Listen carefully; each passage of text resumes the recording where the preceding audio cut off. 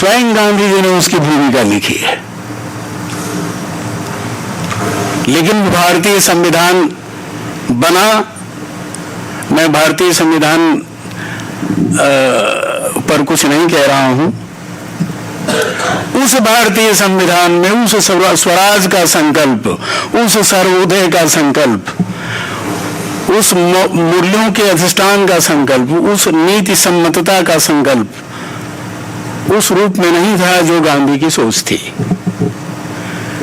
और ये इतिहास यहाँ खामोश है कि अगर गांधी होते तो कदाचित ये संभव नहीं था कि वही संविधान लागू होता जो हमारे सामने है, जिसमें गरीब गरीब होता गया, अमीर अमीर होता चला गया, स्वतंत्रता को हमने स्वेच्छाचार बना लिया, आजादी कि हम जो चाहें सो करें, उसकी आजादी, उसके प्रति कोई कर्तव्य नहीं, कोई नीति नहीं, कोई मर्यादा नहीं, कोई आचरण नहीं। तो उसी अतिचार में आगे बढ़ते हुए जो विकास हमने पाया है हमारे सामने है। और गांधी जिसको हम आधुनिकता कहते हैं, जिसको आधुनिक सभ्यता कहते हैं, उसके दुनिया के सबसे बड़े आलोचक हैं। गांधी जी की किताब हिंद स्वराज आधुनिक सभ्यता की भयानक आलोचना करती है। आप जो कला से जुड़े हुए लोग हैं, आप लोगों में से ज्यादातर को नहीं पता होगा, आनंद कुमार स्वामी बहुत बड़े कलाविद थे और उन्होंने आधुनिकता की आलोचना करते हुए कहा था कि आधुनिकता पश्चिम का शून्य काल है।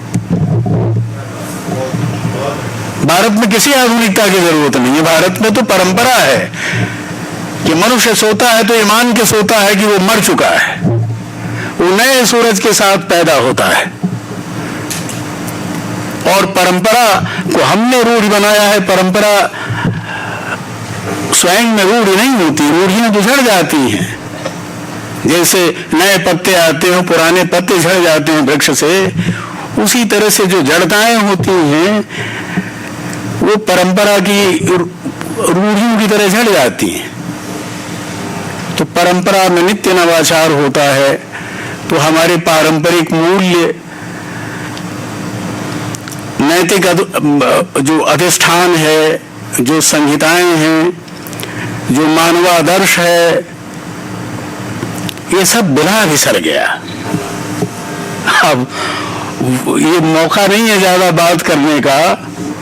रामचरितमानस में एक प्रसंग है, कौशिक जी, शूर्पणखा के नाक कान कट जाते हैं और खरदूषण मर जाता है, दोनों भाई मर जाते हैं, खर और दूषण। तो रावण के दरबार में गई है चित्कार करते हुए, तो शूर्पणखा तक रावण को उपदेश दे रही है कि राजधर्म और राजनीति क्या है। वो कहती है राजनीति बिनु धन बिनु धर्मा, हरि ही समर्पे बिनु सतकर्मा। वो कहती है कि राजनीति के बिना व्यर्थ है, तुमने नीति भुला दी है। आज आपको दिखती है कहीं नीति राज के अलावा। पूरा गांधी का सत्याग्रह और स्वराज का संकल्प नीति पर था, और राज कम से कम चाहते थे, इसलिए उन्होंने ग्राम पंचायत का स्वप्न देखा और उस स्वप्न में शासन को भी स्वीकार नहीं किया। और संसद को उन्होंने क्या कहा आपको पता है? संसद को तो उन्होंने रखेल कहा कि जिसके पास बहुमत है वो रखेल की तरह रखता है, और संसद कोई नीति सम्मत और आदर्श संकल्प नहीं ले सकती। लेकिन गांधी का माला जपते हैं, गांधी के मूल्य, उनके सिद्धांत, उनके आदर्श कहीं कोने अंतरे में पड़े हुए हैं। और हम अमृत काल में हैं। इस अमृत काल में हमारी नीतियों ने, हमारे सदाचारों ने, हमारे जीवन आदर्शों ने, हमारी धर्म परंपराओं ने, शास्त्रों ने, सब अपनी अपनी जगह दम तोड़ लेना ही या दम घुटना ही स्वीकार किया। तो ये बहुत बड़ा संकट है। चित्रकला में हम पश्चिम की आधुनिक कला के अनुकर्ता हो गए, अनुकरण करने लगे। नाटक में हम ब्रिटिश प्रोसिनियम थिएटर पर चलने लगे और ये भूल गए कि पारंपरिक जो नाट्य शैलियां हैं भारत की, जिनकी परंपरा हजारों वर्षों से है, उनकी जो शताधिक शैलियां हैं उनका क्या होगा। हमने नाट्य विद्यालय खोले जगह जगह, केंद्र में और तमाम राज्यों में, वहां भी नाट्य शास्त्र और पारंपरिक नाट्य शैलियों का एक पर्चा भर होता है। प्रदर्शन तो प्रोसिनियम थिएटर में होता है। हर तरह से ये विकृति आती गई। हमने भी अपनी पहचान गंवा के पश्चिम होना स्वीकार कर लिया। किसी जमाने में हमारे पुरखे इतना शहीद हुए यूनियन जैक को लेके। अब यूनियन जैक और अमेरिका, न्यूयॉर्क, इंग्लैंड के टी शर्ट बिकते हैं, सीने पे हमारे बच्चे लेके घूमते रहते हैं, उन्हें शर्म भी नहीं आती। उस सीने पे लिए फोटो घूमते हैं वो पहन के। तो ये बहुत सारी चीजें हैं। और नाट्य शास्त्र जब लिखा गया तो जाहिर है नाट्य शास्त्र में ही लोक धर्मी और नाट्य धर्मी शब्द भरत मुनि ने दिए। और उस समय जाहिर है नाट्य शास्त्र लिखे जाने का ही एक संदर्भ बनता है कि उस समय अनेक शैलियों में नाट्य परंपराएं थी और इसीलिए एक व्यवस्थित पुस्तक की जरूरत पड़ी कि भरत मुनि ने उस पर काम किया। और लोक धर्मी, नाट्य धर्मी नाम के 2 पद बनाए। पारंपरिक नाट्य शैलियों के लिए उन्होंने लोक धर्मी शब्द का इजाद किया और जो नाट्य धर्मी है उसको उन्होंने शास्त्रीय विधान पर खेले जाने वाले नाटक कहा। लेकिन नाट्य धर्मी और लोक धर्मी दोनों का मूल अभिगम क्या है? लोकम सिद्धि भवेत सिद्धि, लोक से ही सिद्धि होती है। जो शास्त्रीय नाटक हैं उनकी भी सिद्धि लोक से ही होती है और जो लोक धर्मी नाटक हैं उनकी भी सिद्धि लोक से ही होती है। और नाट्य शास्त्र के अभिप्रयोग की बात की गई नाटक में। नाट्य शास्त्र में जो रूपक विकल्पन है जिसमें धनंजय ने 10 रूपक लिखा, तो नाटक शब्द ही अपनी व्यंजना में प्रयोग के अर्थ में आता है। नाटक ही प्रयोग है, उसका अर्थ प्रयोग होता है। वो समय के अनुसार बदलता रहता है, नाना तरह के संशोधन होते हैं, परिवर्तन होता है। अब यह मूल प्रश्न है कि अगर हमको अपने में रहना है, अपनी संस्कृति बनानी है, अपनी पुरातन संस्कृति का नवाचार करते हुए उसे जीवित रखना है, हमको एक मनुष्य के रूप में जीवित रहना है, एक भारतीय पहचान के साथ जीवित रहना है,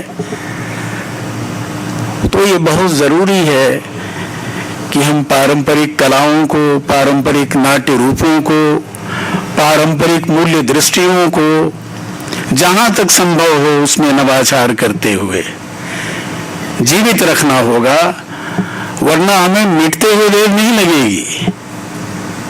जो हजारों वर्षों से जिस सभ्यता संस्कृति को हमने सहेजा है और बहुत गर्व से पहले हम कहते थे शक आए, हूड़ आए, मुगल आए, फला आए, ढला आए, हम नहीं बदले। 15, 20, 25 वर्ष की सूचना क्रांति ने, टेक्नोलॉजी ने हमें इतना बदल दिया है कि हम अपने परिवार में रहते हुए अपने बाल बच्चों तक से संवाद नहीं करते, उसका भी समय नहीं है हमारे पास। अब बुरी तरह से परिवार टूट रहे हैं, तलाक के केसेस आ रहे हैं, हम परिवार नहीं बचा पा रहे हैं, समाज कैसे बचाएंगे? फिर देश का क्या होगा? भयानक संकट है ये।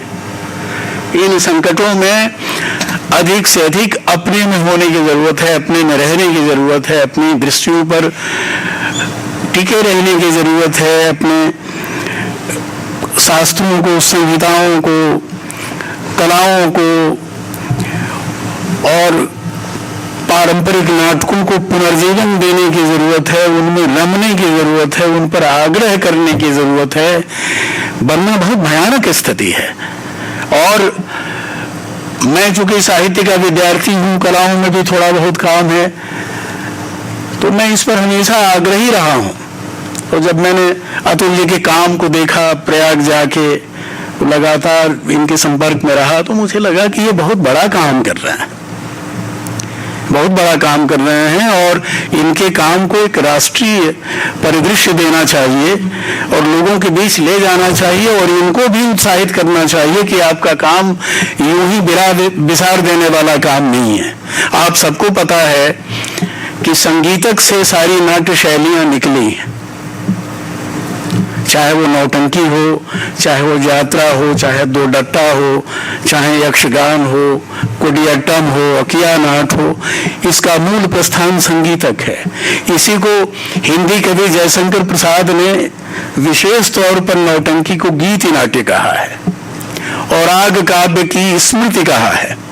उनका एक प्रसिद्ध निबंध है उसमें। तो जैसा स्वयं अतुल जी ने बताया, हमारी सारी पारंपरिक नाट्य शैलियां, और वैसे भी समग्र कला कहा जाता है नाटक को, कंपोजिट आर्ट, ये केवल नौटंकी या अकिया नाट या कीर्तनिया या विदेशिया की एक खूबी नहीं है, ये समग्र नाटक विधान में ही है कि सारी कलाएं उसमें समाहित हैं। एक भी कला रूप अगर क्षण हुआ तो नाटक समग्र नहीं हो सकता। उसमें चित्रकला भी है, उसमें संगीत भी है, उसमें नृत्य भी है, उसमें वास्तुकला भी है, उसमें साहित्य भी है, उसमें वैदिक निरुक्त भी है, छंद भी है, उसमें व्याकरण भी है। तो नाना रूपों से बनने वाली ये जो कलाएं हैं और हमारी कला शैलियां हैं, इनका अभिधान, इनका संरक्षण, इनका नवाचार बहुत जरूरी है और तब और भी जरूरी है। मैं जब किसी कला रूप की बात करता हूं, चाहे वो चित्र हो और चाहे नाटक हो, चाहे संगीत या नृत्य हो, मैं सिर्फ उनकी बात नहीं करता और कोई चुपके से मेरे कान में आके कह दे कि ये होने का या इसके होने का कोई प्रतिफल समाज में नहीं मिलेगा, तो मैं हाथ जोड़ के खड़ा हो जाऊंगी। तब इन कलाओं से मेरा कोई वास्ता नहीं है। अंततः समाज है, हमको अपने परिवार को बचाना है, हमको अपने समाज को बचाना है, तो हमको इन कलाओं को भी बचाना है, क्योंकि इन कलाओं की आत्यंतिक सिद्धि समाज है।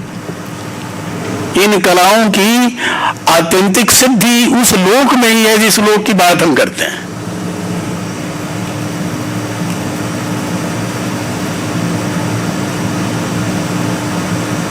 तो ये हमारे मूल्य जगाते हैं, हमें दया माया करुणा पैदा करते हैं, हमें मनुष्य बनाते हैं। गालिब ने भी लिखा ना कि आदमी को भी मयसर नहीं हिंसा होना। हम पैदा हो गए इसलिए इंसान थोड़े हो गए हैं। अगर हम सर्वात्म भूत नहीं हैं, दूसरे की दुख तकलीफ हमें नहीं व्यापती, दूसरे के दुख को देख के हमारी आंखें बहनी नहीं लगती, दिल नहीं धड़कता, दिल नहीं टूटता, तो फिर किस बात के मनुष्य? तो ये कलाएं हमें दरअसल मनुष्य बनाती हैं, हमें आदमी होने की तमीज पैदा करती हैं, जीवन में एक ध्येय लेकर चलने का भाव पैदा करती हैं। इसलिए इन कलाओं को जीवित रखना बहुत जरूरी है, हमारे सामाजिक मूल्यमान के लिए जरूरी है। और इन कलाओं को जीवित तभी हम कर पाएंगे, संरक्षण तभी दे पाएंगे, जब सही अर्थों में हम सांस्कृतिक रूप से जागरूक होंगे। हम इतने अभागे लोग हैं कि हम अपनी भाषा के प्रति, कलाओं के प्रति, परंपराओं के प्रति, लोकाचारों के प्रति, मानवीय कर्तव्यों और दायित्वों के प्रति, और यहाँ तक कि एक भारतीय नागरिक होने के बोध के प्रति भी जागरूक नहीं है। हम सिर्फ अधिकार मांगते हैं, अपना कर्तव्य नहीं जानते। हमें इसीलिए जरूरी है कि इन पे आग्रह करें, इन कलाओं को जगह दें, और इस जगह देने में, इस पुनीत कार्य में जिन महत्वपूर्ण लोगों की भूमिका है जो अपने अपने स्तर से काम कर रहे हैं, उसमें अतुल यदुवंशी का निश्चित रूप से बहुत महत्वपूर्ण स्थान है। पारंपरिक नौटंकी को नया रूप देकर, उसका नवाचार कर, उन्होंने आधुनिक रंगमंच का भारतीय विकल्प तैयार किया है। यही भारतीय विकल्प है दरअसल, और इस पर तो मैं कई बार बहस कर चुका हूं। मैं सिर्फ आधा मिनट और लूंगा। 2002 में SNDT वुमेन्स यूनिवर्सिटी में, बंबई में, भूमंडलीकरण की चुनौतियां और हिंदी रंगमंच विषय पर एक संगोष्ठी हुई 2 दिनों की। तो उसमें भारत रत्न भार्गव, देवेंद्र राज अंकुर, मैं और असगर वजाहत 4 लोग दिल्ली से गए थे, और नीना कपूर, नाना पाटेकर वगैरह और दिनेश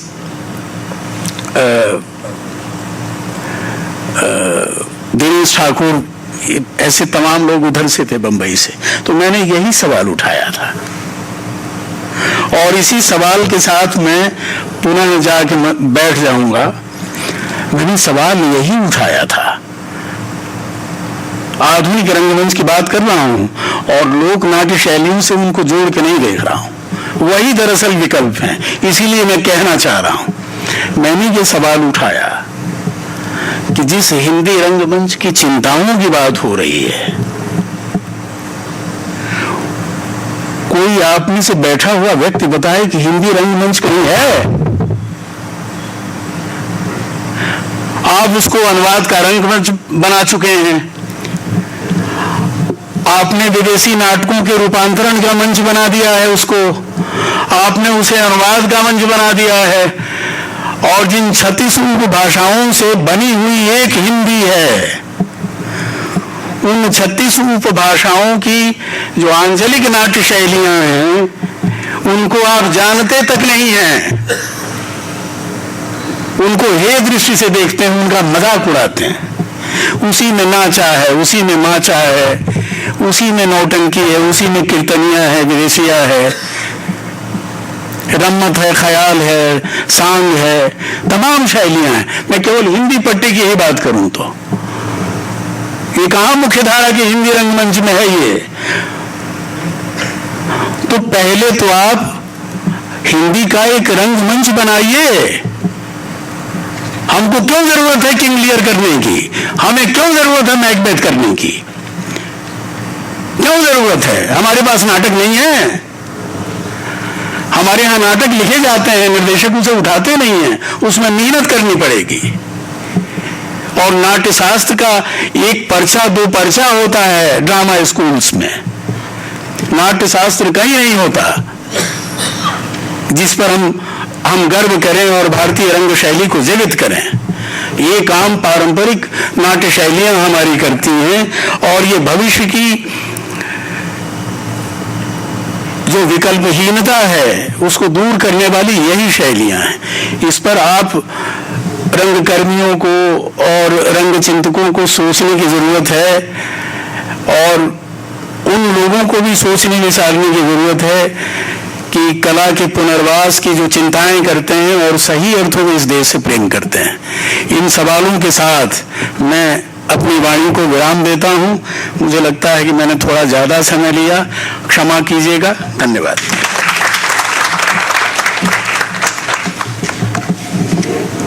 अद्भुत अद्भुत अद्भुत सर,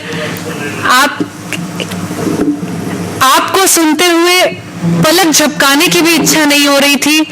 मन इधर उधर तो क्या ही भटकेगा। एक बार जोरदार मन से तालियां बजाएंगे हम सभी। बहुत बहुत धन्यवाद सर।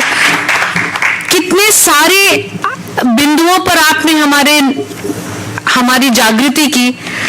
लोक सिद्धि, भवेत सिद्धि। अपनी पहचान के साथ जीवित रहना है तो अपने सांस्कृतिक मूल्यों को नवाचार के साथ सहेजना होगा। कलाएं हमें मनुष्य बनाती हैं, हमें सांस्कृतिक रूप से जागरूक होना होगा, और न जाने क्या क्या। कितनी तारीफ करूं, किस तरह से तारीफ करूं, बस मन इतना उत्साहित हो रहा है कि कहा नहीं जा रहा।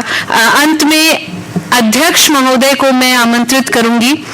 हमारे बीच में अध्यक्ष की भूमिका में श्री माधव कौशिक सर हैं, वरिष्ठ साहित्यकार, कुशल शिक्षक, लेखक, संपादक, हरियाणा के आजीवन साहित्य साधना पुरस्कार अपने घर में परिचय की जरूरत और साहित्य अकादमी अध्यक्ष श्रीमान माधव सर। माधव जी से पहले मैं एक बात कह दूं कि माधव जी इसी चंडीगढ़ की साहित्य अकादमी के भी चेयरमैन हैं, अभी भी शायद पहले भी। एक बात मैं आपसे पहले, क्योंकि ज्योति जी से पहले इनके बाद में नहीं बोलना चाहूँगा, इसी शहर के एक कवि कुमार विकल की एक लाइन है, क्योंकि हम रंग की बात कर रहे हैं कि रंग केवल रंग नहीं होते, कि हम लोगों की बात कर रहे हैं, लोग की बात कर रहे हैं, रंग केवल रंग नहीं होते, उनके पीछे बहुत सारे लोग होते हैं, रंग बिरंगे कपड़ों वाले लोग।